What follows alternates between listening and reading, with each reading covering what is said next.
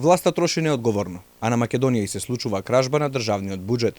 Бизнис заедницата го вклучи алармот. Оттаму вела дека во Македонија мора да завладее пазарната економија и правната држава, а не институциите постојано да се со рацете во џебот на бизнисите.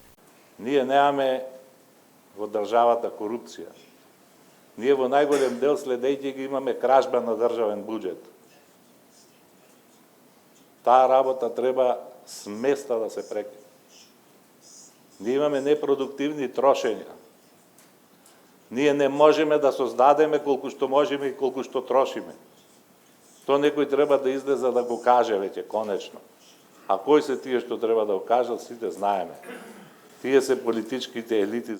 Председателот на најголемата бизнис асоциација во Македонија алармира и за неодговорноста на институциите кога станува збор за основната инфраструктура, клучна за економијата. Азевски за пример посочи мост кај Црна река, кој го кочи цел контејнерски транспорт на меѓународниот коридор 10, само затоа што на институциите им се потребни 4 месеци да поправат столб од 19 век. Па саркастично вели, може би сгрешиле турците кои го поставиле. Се осврна и на гасната инфраструктура, која беше едно од најголемите ветувања на сегашната владеачка коалиција.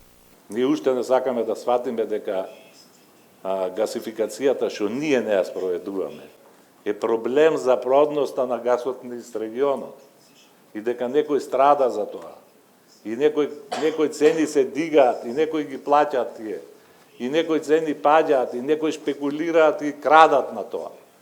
И никогаш тоа не ни е јасно и не сакаме да го направиме и да го согледаме затоа што се лови во матно. Бизнис заедницата во континуитет предупредува дека се потребни сериозни стратегии и политики кои ќе овозможат одржлив економски развој.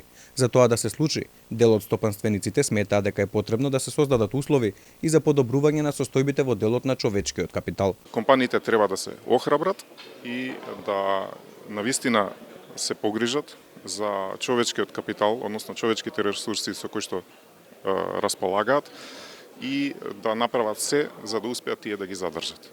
Инаку од Стопанската комора на Македонија предупредија дека статистиките покажуваат оти во изминативе 30 години македонскиот бруто домашен производ во просек растел само 1,7%, тенденција која што продолжува. Поради што бизнис заедницата ќе излезе со платформа со која ќе предложат серија мерки за тоа да се промени.